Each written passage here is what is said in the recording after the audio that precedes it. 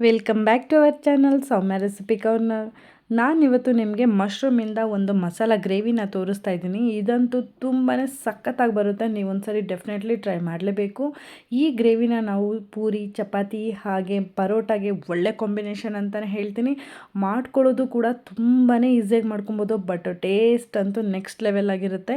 ಇವಾಗ ಮಶ್ರೂಮ್ ಮಸಾಲಾನ ಹೇಗೆ ಮಾಡೋದು ಅಂತ ನೋಡೋಣ ಬನ್ನಿ. ಮೊದಲಿಗೆ ಮಶ್ರೂಮ್ ಮಸಾಲ ಮಾಡಲಿಕ್ಕೋಸ್ಕರ ನಾನಿಲ್ಲಿ 200 ಗ್ರಾಮ್ಸ್ ಆಗೋಷ್ಟು ಮಶ್ರೂಮ್ನ ವಾಶ್ ಮಾಡಿಕೊಂಡು ಚೆನ್ನಾಗಿ ಈ ರೀತಿ ಆಫಾಗಿ ಕಟ್ ಮಾಡಿ ತೊಗೊಂಡಿರುವಂತಹದ್ದು. ಇದನ್ನು ನಾವಿವಾಗ ಒಂದು 5 ನಿಮಿಷಗಳ ಕಾಲ ಮ್ಯಾರಿನೇಟ್ ಮಾಡಬೇಕಾಗತ್ತೆ. ಮ್ಯಾರಿನೇಟ್ ಮಾಡಲಿಕ್ಕೋಸ್ಕರ ನಾನಿಲ್ಲಿ 1/2 ಕಪ್ ಆಗೋಷ್ಟು ಮೊಸರು, ಒಂದು ಅರ್ಧ ಟೇಬಲ್ ಸ್ಪೂನ್ ಆಗೋಷ್ಟು ಧನಿಯಾ ಪುಡಿ ಹಾಗೆ ಹಸಿಮೆಣ್ಸಿನ್ಕಾಯಿ ಪುಡಿ ಎರಡನ್ನೂ ಕೂಡ ಅರ್ಧ ಟೇಬಲ್ ಸ್ಪೂನ್ ಯೂಸ್ ಮಾಡ್ತಾಯಿದ್ದೀನಿ. ಅದರ ಜೊತೆಗೆ ನಾನು 1/4 ಟೇಬಲ್ ಸ್ಪೂನ್ ಆಗೋಷ್ಟು ಗರಂ ಮಸಾಲ ಜೊತೆಗೆ ಅರಿಶಿಣವನ್ನು ಕೂಡ ನಾನು ಹಾಕ್ಕೊತಾ ಇರುವಂತಹದ್ದು. ಇದರ ಜೊತೆಗೆ ನಾನು ಒಂದು 1/4 ಟೇಬಲ್ ಸ್ಪೂನು ಮತ್ತು ಪೆಪ್ಪರ್ ಪೌಡರ್ನು ಕೂಡ ನಾನು ಯೂಸ್ ಮಾಡ್ತಾಯಿದ್ದೀನಿ. ರುಚಿಗೆ ತಕ್ಕಷ್ಟು ಉಪ್ಪು, ಅಂದರೆ ನಾನಿಲ್ಲಿ ಸ್ವಲ್ಪನೇ ಬಳಸ್ತಾ ಇರೋದು, ಮತ್ತು ಮಸಾಲೆಗೆ ನಾನು ಯೂಸ್ ಮಾಡ್ತೀನಿ. ಅದಕ್ಕೋಸ್ಕರ ಒಂದು 1/4 ಟೇಬಲ್ ಸ್ಪೂನ್ ಆಗೋಷ್ಟು ಉಪ್ಪನ್ನು ಕೂಡ ನಾನು ಹಾಕ್ಕೊಂಡು 1 ಟೇಬಲ್ ಸ್ಪೂನ್ ಆಗೋಷ್ಟು ಇಲ್ಲಿ ಕಸೂರಿ ಮೇಥಿ, ಒಂದು ಅರ್ಧ ನಿಂಬೆಹಣ್ಣಿನ ರಸನ ನಾನಿಲ್ಲಿ ಬಳಸ್ತಾ ಇದ್ದೀನಿ. ಇದನ್ನೆಲ್ಲನೂ ನಾವು ಸೇರಿಸ್ಕೊಂಡು ಚೆನ್ನಾಗಿ ಇದನ್ನು ಮಿಕ್ಸ್ ಮಾಡಿಕೊಂಡು ಕಲಿಸ್ಕೊಬೇಕಾಗತ್ತೆ. ಕಲಸಿಟ್ಟು ಇದನ್ನು ನಾವು ಗ್ರೇವಿನ ರೆಡಿ ಮಾಡೋ ತನಕ ಇದನ್ನು ಮ್ಯಾರಿನೇಟ್ ಆದರೆ ಸಾಕಾಗತ್ತೆ ನಮಗೆ. ಇವಾಗ ಇದಕ್ಕೆ ನಾವು ಒಂದು ಮಸಾಲನ ರುಬ್ಕೊಬೇಕಾಗತ್ತೆ. ಅದಕ್ಕೋಸ್ಕರ ನಾನಿಲ್ಲಿ 2 ಟೊಮ್ಯಾಟೊ ಹಾಗೆ ಸ್ವಲ್ಪ ಕೊತ್ತಂಬರಿ ಸೊಪ್ಪು, ಒಂದು 10 ಆಗೋಷ್ಟು ಗೋಡಂಬಿನ ನಾನು ಯೂಸ್ ಮಾಡ್ತಾಯಿದ್ದೀನಿ. ಇದನ್ನು ಸೇರಿಸ್ಕೊಂಡು ನೀರು ಹಾಕ್ತೇನೆ ಇದನ್ನು ನಾನು ರುಬ್ಕೊತೀನಿ. ಟೊಮ್ಯಾಟೊದಲ್ಲಿರುವಂಥ ನೀರಿನಂಶದಲ್ಲೇ ಇದು ಚೆನ್ನಾಗಿ ರುಬ್ಬತ್ತೆ. ಈ ರೀತಿಯಾಗಿ ಪೇಸ್ಟ್ ಮಾಡಿ ತೊಗೊಂಡಿರೋಂತಹದ್ದು.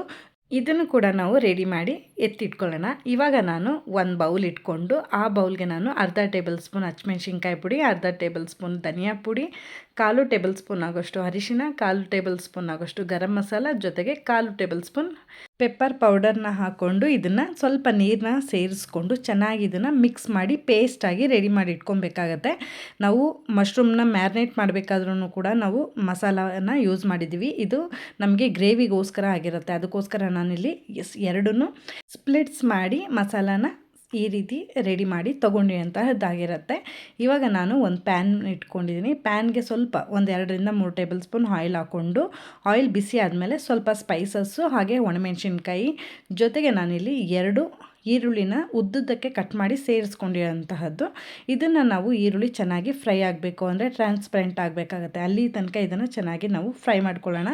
ಈ ರೀತಿಯಾಗಿ ಈರುಳ್ಳಿನ ನಾವು ಚಿಕ್ಕದಾಗಿ ಕಟ್ ಮಾಡಿರೋದ್ರಿಂದ ಇದು ಬೇಗನೆ ನಮಗೆ ಬೇಯುತ್ತೆ. ಈಗ ಸ್ವಲ್ಪ ಟ್ರಾನ್ಸ್ಪರೆಂಟ್ ಆಗಿದೆ ನೋಡಿ. ಈ ಟೈಮಲ್ಲಿ ನಾನು ಮ್ಯಾರಿನೇಟ್ ಮಾಡಿ ಇಟ್ಕೊಂಡಿರೋಂತಹ ಮಶ್ರೂಮ್ನ ಸೇರಿಸ್ಕೊತಾ ಇದ್ದೀನಿ.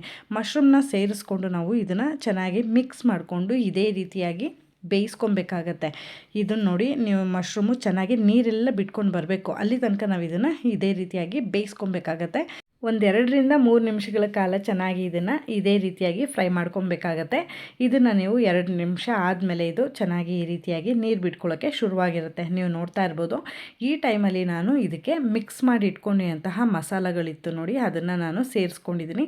ಮಸಾಲ ನಮಗೆ ಹಸಿ ಸ್ಮೆಲ್ಲೆಲ್ಲ ಹೋಗೋ ತನಕ ಇದನ್ನು ಒಂದು 2 ನಿಮಿಷ ಫ್ರೈ ಮಾಡ್ಕೊಬೇಕಾಗತ್ತೆ. ಇದು ಚೆನ್ನಾಗಿ ಈ ರೀತಿಯಾಗಿ ಫ್ರೈ ಮಾಡಿದಾದಮೇಲೆ ನಾನಿವಾಗ ಇದಕ್ಕೆ ರುಬ್ಬಿಟ್ಕೊಂಡಿರುವಂತಹ ಮಸಾಲಾನ ಕೂಡ ಸೇರಿಸ್ತಾ ಇದ್ದೀನಿ. ಇದನ್ನು ಕೂಡ ನಾವು ಸೇರಿಸ್ಕೊಂಡು ಚೆನ್ನಾಗಿ ಇದನ್ನು ಈ ರೀತಿಯಾಗಿ ಫ್ರೈ ಮಾಡ್ಕೊಬೇಕಾಗತ್ತೆ. ಇದು ನಮಗೆ ಹಸಿ ಮಸಾಲ ಆಗಿರೋದ್ರಿಂದ ಚೆನ್ನಾಗಿ ಇದನ್ನು ಆಯಿಲಲ್ಲಿ ಈ ರೀತಿಯಾಗಿ ಮಿಕ್ಸ್ ಮಾಡಿಕೊಂಡು ಬೇಯಿಸ್ಕೊಬೇಕಾಗತ್ತೆ. ಆವಾಗ ನಮಗೆ ಹಸಿ ಸ್ಮೆಲ್ಲೆಲ್ಲ ಹೋಗಿ ಟೇಸ್ಟು ತುಂಬಾ ಚೆನ್ನಾಗಿ ಬರುತ್ತೆ ಗ್ರೇವಿದು. ಅದಕ್ಕೋಸ್ಕರ ನಾವು ಇದನ್ನು ಈ ರೀತಿಯಾಗಿ ಮಿಕ್ಸ್ ಮಾಡ್ಕೊಬೇಕಾಗತ್ತೆ. ಹಾಗೆ ಇಲ್ಲಿ ನಮಗೆ ಮಶ್ರೂಮು ಬೇಯಲಿಕ್ಕೆ ತುಂಬ ಟೈಮ್ ಏನು ತೊಗೊಳ್ಳಲ್ಲ. ಒಂದು 5 ನಿಮಿಷಗಳ ಕಾಲ ಇದನ್ನು ಮಸಾಲ ಜೊತೆ ಬೇಯಿಸಿಟ್ಕೊಂಡ್ರೆ ನಮಗೆ ರೆಡಿ ಆಗುತ್ತೆ. ಇವಾಗ ರುಚಿಗೆ ತಕ್ಕಷ್ಟು ಉಪ್ಪನ್ನು ಕೂಡ ನಾನು ಸೇರಿಸ್ಕೊಂಡಿದ್ದೀನಿ. ಹಾಗೆ ನೆನಪಿರಲಿ, ನಾವು ಮಶ್ರೂಮ್ನ ಮ್ಯಾರಿನೇಟ್ ಮಾಡಬೇಕಾದ್ರೂ ಕೂಡ ನಾವು ಸಾಲ್ಟನ್ನು ಹಾಕ್ಕೊಂಡಿರೋದ್ರಿಂದ ಇವಾಗ ನೀವು ನೋಡಿಕೊಂಡು ಬಳಸ್ಕೊಳ್ಳಿ. ಇದನ್ನು ನಾವು ಇವಾಗ ಆಯಿಲೆಲ್ಲ ಚೆನ್ನಾಗಿ ಬಿಟ್ಕೊಂಡು ಬರೋ ತನಕ ಇದನ್ನು ನಾವು ಇದೇ ರೀತಿಯಾಗಿ ಬೇಯಿಸಿಟ್ಕೊಂಡ್ರೆ ತುಂಬಾ ಅದ್ಭುತವಾದಂತಹ ಗ್ರೇವಿ ರೆಡಿಯಾಗುತ್ತೆ. ನಾನು ಇದಕ್ಕೆ ಕೊನೆಯದಾಗಿ ಕೊತ್ತಂಬರಿ ಸೊಪ್ಪನ್ನ ಆ್ಯಡ್ ಮಾಡಿದ್ರೆ ತುಂಬಾ ಟೇಸ್ಟಿಯಾಗಿರುವಂತಹ ಗ್ರೇವಿ ರೆಡಿಯಾಗಿರುತ್ತೆ. ಇದನ್ನು ನಾವು ಚಪಾತಿ, ಪೂರಿ ಹಾಗೆ ಪರೋಟಾಗೆ ಒಳ್ಳೆ ಕಾಂಬಿನೇಷನ್ ಅಂತಲೇ ಹೇಳ್ತೀನಿ. ತುಂಬಾ ಟೇಸ್ಟಿಯಾಗಿ ಬರುತ್ತೆ ಈ ರೆಸಿಪಿ. ಒಂದು ಸರಿ ನೀವು ಕೂಡ ಮನೇಲಿ ಈ ರೆಸಿಪಿನ ಟ್ರೈ ಮಾಡಿ. ಟ್ರೈ ಮಾಡಿದ್ಮೇಲೆ ರೆಸಿಪಿ ಹೇಗೆ ಬಂತು ಅಂತ ನನಗೆ ತಪ್ಪದೆ ಕಾಮೆಂಟ್ ಮಾಡಿ, ಓಕೆನಾ? ಈ ರೀತಿಯ ಹೆಲ್ದಿ ಆ್ಯಂಡ್ ಟೇಸ್ಟಿ ರೆಸಿಪಿಗೋಸ್ಕರ ನನ್ನ ಚಾನಲ್ನ ನೀವು ಸಬ್ಸ್ಕ್ರೈಬ್ ಮಾಡ್ಕೊಳ್ಳೋದು ಮರಿಬೇಡಿ. ಸಬ್ಸ್ಕ್ರೈಬ್ ಮಾಡ್ಕೊಂಡಿಲ್ಲ ಅಂದರೆ ಈ ಕೂಡಲೇ ಸಬ್ಸ್ಕ್ರೈಬ್ ಮಾಡ್ಕೊಳ್ಳಿ. ಹಾಗೆ ನೋಟಿಫಿಕೇಷನ್ ಆನ್ ಮಾಡ್ಕೊಳ್ಳೋದ್ರಿಂದ ನಾನು ಹಾಕೋ ಪ್ರತಿ ವಿಡಿಯೋನೂ ಕೂಡ ನೀವು ಮಿಸ್ ಮಾಡದೆ ನೋಡ್ಬೋದು ಅಂತ ಹೇಳ್ತಾ, ಐ ಹೋಪ್ ಈ ವಿಡಿಯೋ ನಿಮಗೆ ಇಷ್ಟ ಆಗಿದೆ ಅಂತ ಭಾವಿಸ್ತೀನಿ. ಈ ವಿಡಿಯೋ ಇಷ್ಟ ಆಗಿರೋ ವಿಡಿಯೋಗೆ ಲೈಕ್, ಶೇರ್, ಕಾಮೆಂಟ್ ಮಾಡೋದು ಮರಿಬೇಡಿ. ಹಾಗೆ ವಿಡಿಯೋ ಯೂಸ್ಫುಲ್ ಅನ್ಸರೆ ನಿಮ್ಮ ಫ್ರೆಂಡ್ಸ್ ಆ್ಯಂಡ್ ಫ್ಯಾಮಿಲಿಗೂ ಕೂಡ ವಿಡಿಯೋನ ಶೇರ್ ಮಾಡಿ ಅಂತ ಕೇಳ್ತಾ, ಮುಂದಿನ ರೆಸಿಪಿಯೊಂದಿಗೆ ಸಿಗ್ತೀನಿ. ಅಲ್ಲಿವರೆಗೂ ನನ್ನ ಪ್ರೀವಿಯಸ್ ವಿಡಿಯೋನ ಚೆಕ್ಔಟ್ ಮಾಡ್ತಾಯಿರಿ. Thank you so much for watching this video. Stay tune.